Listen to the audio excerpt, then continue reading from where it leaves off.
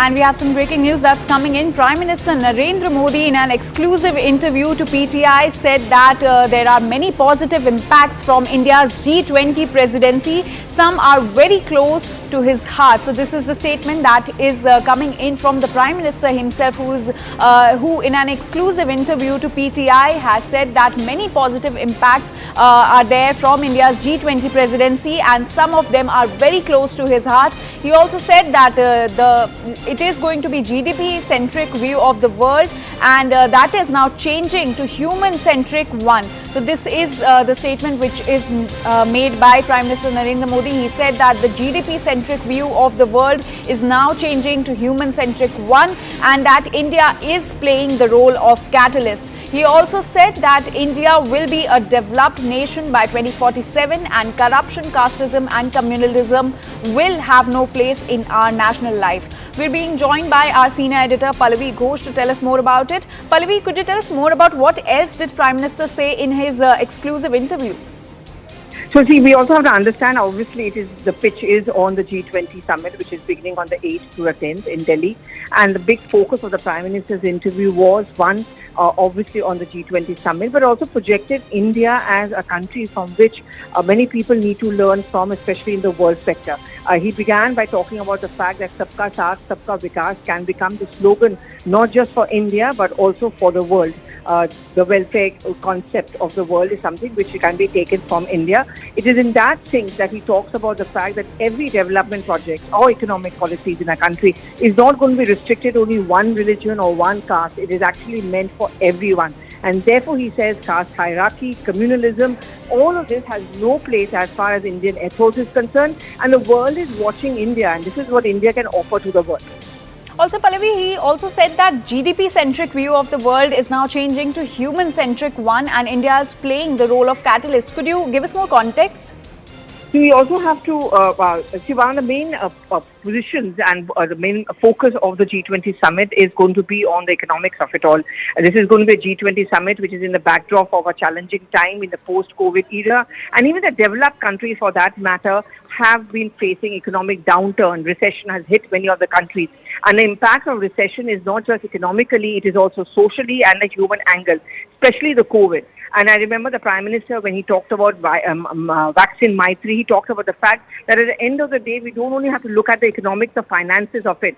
We have to look at the human angle. And so today, when India has the presidency of G20, it's going to start trashing out an economic policy. The focus is also going to be on a human angle, how you need to help each other. The world needs to help each other. The countries need to do that. And this whole idea of developed versus undeveloped, the developed countries not wanting to wait and only believing in their own development at the cost of the developing or the smaller countries should be seen as being unacceptable. And that's the context in which the Prime Minister talk about a humanitarian approach to world politics and economics.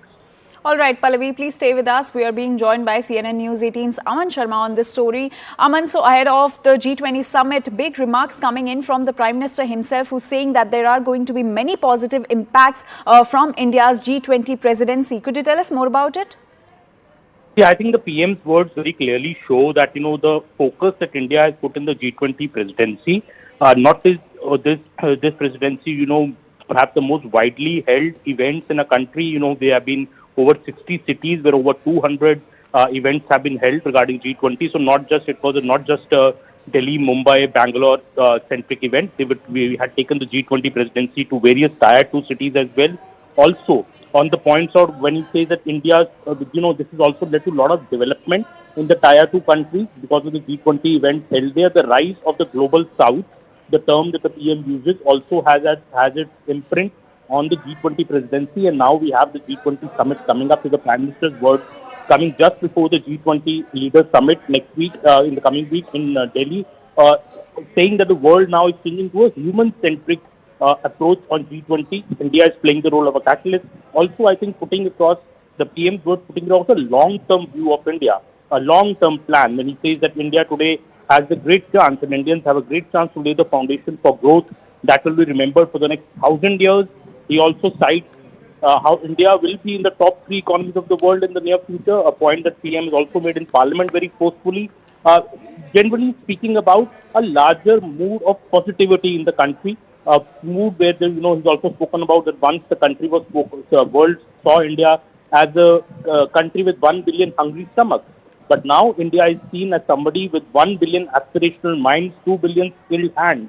So the latest Niti Aayog report, which showed that a record number of people had come out of poverty. The PM has cited that report in Parliament as well. Also, the latest IT returns report, which had showed that a lot number of people have risen from the lower middle class to the upper middle class.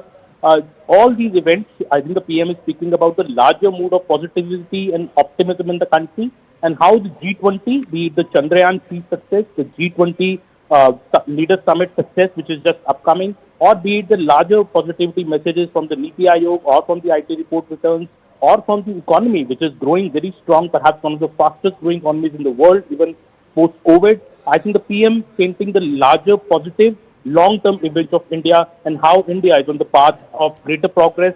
And this is also a very, before the Lok Sabha election of 2024, I think a very confident PM and a very optimistic PM towards the BJP's chances also in the next election.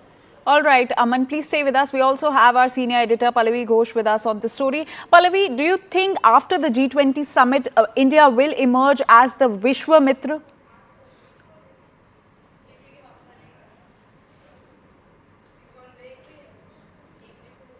Pallavi, am I audible to you? That's right. Could you just repeat your question, please? Pallavi, do you think after this G20 summit, India will emerge as the Vishwa Mitra? See, the tagline of the G20 summit, as we all know, is one nation, one world, one future, Vasudev Kutumbakam, which means the whole world is one family. And India wants to see, India has had a tradition and heritage of, being hospitality, and where we consider the whole world, in a sense, to be one family. And if you look at the last 1 year, really, Anjali, of our entire G20 programs across the country, what is it that the message that they've tried to send out? That is, India's culture and heritage is something which cannot be undermined. And we see a synchronization of different beliefs, different cultures, all of it in one. And that is what India wants to teach to the world. When you talk about being Vishwa Mitra, or the friend of the world, I think, as we were talking about, the vaccine Maitri, in the hardest of times, which is the COVID time, India did not restrict its vaccine, to only to serving the Indians. We actually went it across to different countries, Maldives, Kenya, to name just some of them. In fact, there were many developed countries who actually thanked us when you saw the health infrastructure crumbling in many of those countries, like in France. India was the first one to step out and help them. When you saw, for example, the earthquake which came in Turkey, large number of people died. The Prime Minister took that first step, and we have to help the people of Turkey, because that's what the idea of friend of the world is all about. Again, recently, Russia-Ukraine war, evacuation. It was not just limited to evacuating Indian students and people stranded in Ukraine, but also of many other countries as well. So this whole concept of Vishwa Mitra, as well as of Vasudev Kutumbakam, is something which is the cardinal principle of the G20 summit. And when that begins from the 8th to the 10th, that's exactly what the Indian side is going to be harping about. We are told that their economic policies, social policies, all of them are being trashed out from today onwards when the Sherpa meeting begins. And in those policies, the point which India is going to be raising is that it is now one of the most challenging times in which the G20 summit is being held, and therefore no one can look at development in an isolated manner or in protectionism. We have to look at it in a holistic manner, and that's only possible if we think that the whole world is one and one family. All right, Pallavi, please stay with us. Aman, coming back to you. So Prime Minister Modi has also made one big remark, saying that India will be a developed nation by 2047. All right, we'll try to reconnect with Aman. Pallavi, coming back to you. So, Prime Minister Modi has also stated that India will be a developed nation by 2047. You look at the figures which has been put out by Pew survey recently, which gave the huge thumbs up, and also pointed out that at least 76% of the people in India, and in fact in the world, also think that India's stature has increased, and that of the Prime Minister as well. The Prime Minister has spoken about the $3 economy. He speaks also about the $5 trillion economy. So as far as the GDP figures go, the GST collection goes, our UPI transactions also go, it certainly has seen a huge upswing. And therefore, those who think India is backward or belongs to a developing country tag, that is something which India wants to point out to the world is completely unacceptable to us, because evidence and statistics provides a complete contradiction to this.